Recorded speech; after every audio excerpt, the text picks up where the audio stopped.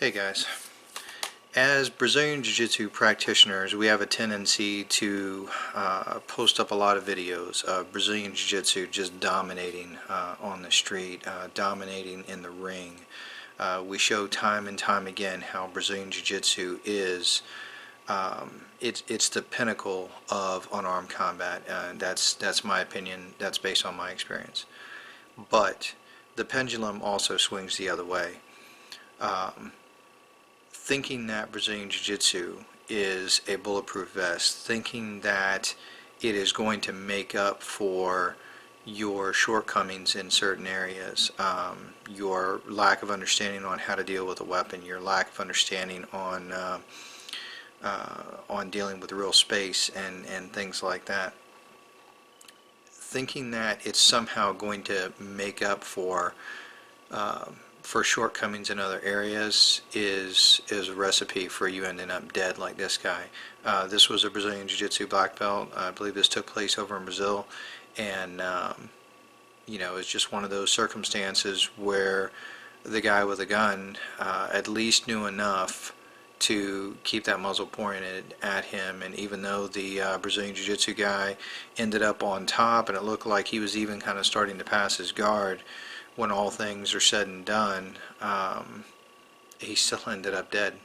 No points there for passing. So the point being is that we need to keep in mind that I don't care what you train. It makes no difference to me whether you're Krav Maga, Wing Chun, Brazilian Jiu-Jitsu, whatever. Everything is going to have shortcomings. My personal opinion is that Brazilian Jiu-Jitsu is probably going to help you deal with about 90% of the situations that you would have to ever possibly deal with.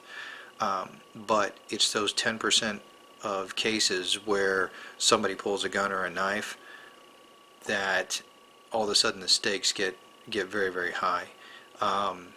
And if all you're doing is training Brazilian Jiu-Jitsu by itself, and you're not at least getting together with some of your BJJ guys, getting together on a Saturday or throwing some mats down at somebody's house and starting to get acclimated with dealing with a gun, dealing with a knife, understanding that excuse me, understanding that tournament control is not, it's not exactly the same as real control of an individual.